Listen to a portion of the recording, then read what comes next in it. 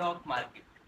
किसी भी local country के अंदर कोई स्टॉक एक्सचेंज होता है तो वहाँ पे एक्चुअल में काम कैसे हो रहा होता है, उसके अंदर कंपनियां किस तरीके से रजिस्टर होती हैं, कंपनी किस तरीके से लिस्ट होती हैं और उन कंपनीज पे ट्रेड किस तरीके से हो रहा होता है, यानी कि उसके जो शेयर्स होते हैं वो किस तरीके से ट्रेडिंग के अंदर इन्वॉल्व हो रहे होते हैं और क्यों ऐसी ज़रूरत पड़ती है। सबसे बड़ी बात तो ये है कि स्टॉक एक्सचेंज पे किसी भी कंपनी को रजिस्टर होने की क्या ज़रूरत है, उसी के ऊपर मैं इस वीडियो में डिटेल से बताने वाला हूँ, एक्सप्लेन करने वाला हूँ। और आपको अगर स्टॉक मार्केट के बारे में जीरो नॉलेज है, कुछ भी नहीं पता, तो ये वीडियो आपके लिए, क्योंकि आपको इसके वीडियो को देखने के बाद बिल्कुल एकदम ऐसे हो जाओगे कि स्टॉक मार्केट का आपको फंडा समझ में आ जाएगा।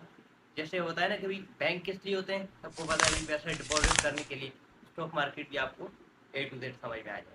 पहले अगर चैनल पर न्यू आए तो सब्सक्राइब करके बेल नोटिफिकेशन को ऑल पे सेट कर दें ताकि हर वीडियो का नोटिफिकेशन आपको मिल सके। स्टॉक मार्केट की जरूरत किसे पड़ती है, जैसे कि अभी स्टॉक एक्सचेंज होता है, जैसे पाकिस्तान के अंदर क्या है, PSX, पाकिस्तान स्टॉक एक्सचेंज। उसी तरीके से इंडिया में क्या है, NSE, ठीक है ना। तो इस तरीके से स्टॉक एक्सचेंज नेशनल लेवल पे काम कर रहा होता है, ठीक है ना। उसके अंदर लोकल कंपनी जितनी भी उस कंट्री के अंदर जो काम कर रही हैं या उस कंट्री के अंदर कोई सर्विस प्रोवाइड करी, वो सारी इस पे लिस्ट होती हैं। जैसे NSE में बैंक निफ्टी है, ठीक है, निफ्टी 50 है, 50 कंपनियों का इंडेक्स है, वो सारी उसमें लिस्टेड है। उसके अलावा बहुत सारी लोकल कंपनीज होती हैं और जैसे फार्मेसी की कंपनीज होती हैं, उसके अलावा कुछ ऑटोमोबाइल्स की होती हैं, लाइक बैंक्स, उन सब की कंपनी क्या होती हैं, वो सब उस पर रजिस्टर्ड होती हैं। उसी तरीके से हमारे पाकिस्तान के अंदर भी, पाकिस्तान स्टॉक एक्सचेंज में भी इसी तरीके से कंपनियां लिस्ट होती हैं। अब आपके साथ ये चीज़ बता दूं कि ये स्टॉक मार्केट एक्चुअल में क्यों जरूरत पड़ती है किसी को। भाई देखो, सबसे पहले बात एक समझ लो कि जो कंपनी रजिस्टर होती है नॉर्मली, हम किसी यहाँ पे मिसाल के तौर पे हम मिसाल लेते हैं, भाई ABC मार्केट है, ABC कोई कंपनी है, ठीक है ना। और उनका क्या काम है, वो कोई प्रॉपर्टी डीलर है, ठीक है ना। वो प्रॉपर्टी डील करते हैं, सस्ती खरीदी महंगी बेची, इस तरीके से नॉर्मल प्रॉपर्टी डीलर वो अपनी कंपनी रजिस्टर करवाते हैं। नॉर्मली जो रजिस्ट्रेशन होती है, जिसको लिमिटेड कंपनी कहा जाता है, और वो कंपनी रजिस्टर करवाती है। अब क्या होगा, अब उस कंपनी की जो भी कंपनी रजिस्टर हुई है, नॉर्मली आपके आपने अपने आसपास में देखे होगा ना, जैसे किसी आइटम्स की जो अपने सोप होता है, शैम्पूज होते हैं, इनके आइटम्स की कंपनियां होती हैं। तो क्या होगा कि उस कंपनी की डिमांड बढ़ेगी, ठीक है ना। उस कंपनी जब वो मुनाफे में जाएगी, जब प्रॉफिट में जाएगी, क्या होगा कि भाई देखो ना, अब किसी कंपनी का जब नाम अच्छा होता है, उसका काम अच्छा है, इसलिए नाम अच्छा बन रहा है, लोग उसके अंदर इन्वेस्ट करेंगे, लोग उसके अंदर यानी उसकी प्रोडक्ट्स खरीद रहे हैं, वो सब कुछ कर रहे हैं। तो अब ऐसे केस में कंपनी के पास दो रास्ते होते हैं अपनी कंपनी को यानी कि स्टेबलाइज करने के लिए। और सपोज कि अगर वो ऐसा नहीं करे तो उसकी कंपनी लॉस में पड़ सकती है, उसकी कंपनी की प्रोडक्शन जीरो हो सकती है, ठीक है ना। और उसकी कंपनी जो है वो लॉस के साथ जो है वो फेल भी हो सकती है। तो दो तरीके उसके पास होते हैं, या तो वो लोन ले ले, ठीक है ना, और या वो किसी भी स्टॉक एक्सचेंज पर अपने आप को रजिस्टर करवा दे। अब इन दोनों का फायदा समझो। लोन का तो आपको पता है कि अगर लोन किसी से लिया जाएगा, अगर बैंक वगैरह से लोन लेने जाते हैं वो, या फिर किसी इन्वेस्टर से बैंक लेने जाते हैं, तो ये एक किस्म की लाइबिलिटी बन जाती है, यानी कि ये आपको हर हाल में वापस देना है, और इस पर इंटरेस्ट भी लग जाता है, और उस पर आपको टाइम पीरियड मिलता है, भाई इतने तारीख के आपने इसको रिटर्न करना है, चाहे वो 1 रुपये का हो या 1 अरब रुपये का हो, इससे मैटर नहीं करता, लोन लोन होता है। दूसरा तरीका उनके पास क्या था, अब जैसे यहाँ पे मैं लिख भी देता हूँ, जैसे इसको तो एटलीस्ट इनको पे बैक करना है, ठीक है। लेकिन जो दूसरा स्टॉक मार्केट का था, इसका क्या फंड। अब यहाँ पे जब वो स्टॉक मार्केट में रजिस्टर करते हैं तो उसको IPO कहता है। मुझे पता है थोड़ा सा अगर कॉम्प्लिकेट हो रहा है तो मैं इसको क्लीन कर दूंगा। इनिशियल पब्लिक ऑफरिंग, यानी कि अब वो क्या करते हैं, वो पब्लिक ऑफर करते हैं।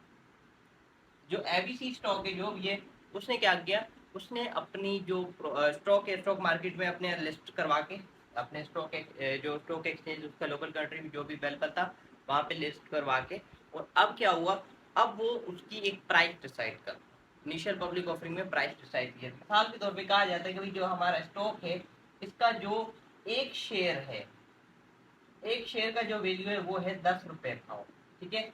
10 रुपए जो है वो उसकी एक शेयर की प्राइस है। वो इनिशियल डिसाइड कंपनी करती है, बाद में फिर वो जब उसके अंदर इन्वेस्टमेंट बढ़ना शुरू होती, जैसे आप अगर देखेंगे गूगल की, गूगल का शेयर प्राइस कितना ऊपर है, टेस्ला का शेयर प्राइस 200-300 डॉलर जो है वो चल रहे हैं इनके, उस तरीके से किसी शेयर का प्राइस 18 डॉलर है, 12 डॉलर है। तो ये कैसे इंक्रीज कर गया, ये 1-2 डॉलर से शुरू होने वाला किस तरीके से जंप कर जाता है, वो तो फिर बाद में इन्वेस्टमेंट जिस तरीके से बढ़ती जाती है उसी तरीके से शेयर की प्राइस भी बढ़ती जाती है। लेकिन हम यहाँ पे फिलहाल शेयर के ऊपर बात नहीं करें, हम लोग बात करें स्टॉक मार्केट पे। मैं नेक्स्ट वीडियो जरूर बनाऊंगा। अगर इस वीडियो में कमेंट में आपकी मुझे इंटरेस्ट नजर आएगी और आप बोलेंगे हाँ जी we are ready to jump in next video, तो आप नेक्स्ट वीडियो देखना चाहते हैं इसी टॉपिक से रिलेटेड आसान लफ्जों में, तो मैं जरूर आपकी डिमांड पे वीडियो बनाऊंगा। शेयर प्राइस हमारी 10 रुपये डिसाइड करते हैं, इसमें इनिशियल पब्लिक ऑफरिंग में।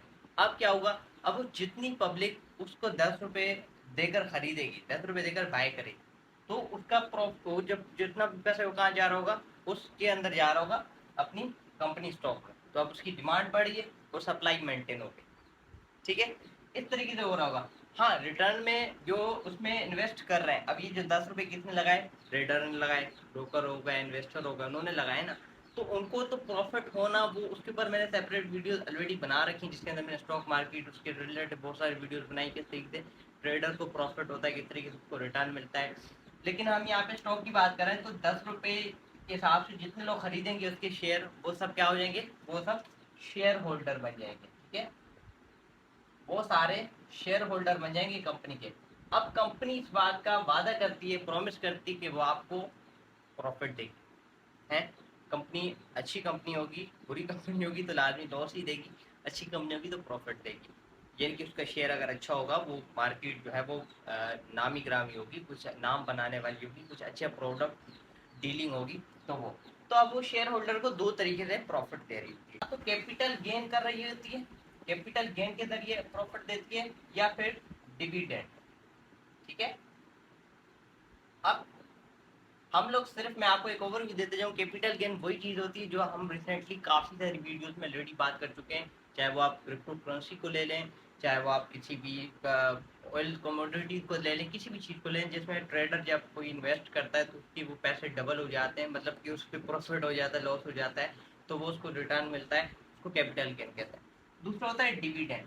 डिविडेंड कोई भी कंपनी किसी एक लिमिटेड टाइम के लिए अपने, यानी कि लिमिटेड टाइम के अंदर रहते हुए अपने शेयर होल्डर्स को, यानी जिन लोगों ने उसके शेयर खरीद रखे, 10 शेयर 20 शेयर जितने के भाव पे खरीद रखे हैं, उसका मैटर नहीं करता, कंपनी इस बात का प्रॉमिस करती कि वो हर एक शेयर होल्डर को जो भी उसको प्रॉफिट बनेगा, वो 3 महीने, कोई कोई कंपनी 3 महीने डिसाइड करती, कोई कंपनी एनुअल डिसाइड करती है, ठीक है ना। मैं आपको ओवरव्यू देता जा रहा हूँ। कुछ बड़ी कंपनियां डिविडेंड नहीं देती, वो अपने शेयर प्राइस बढ़ा देती हैं, उससे भी जो है वो ट्रेडर्स को, इन्वेस्टर्स को फायदा होता है, लेकिन डिविडेंड मिलता है कंपनी जब प्रॉफिट में जाती है।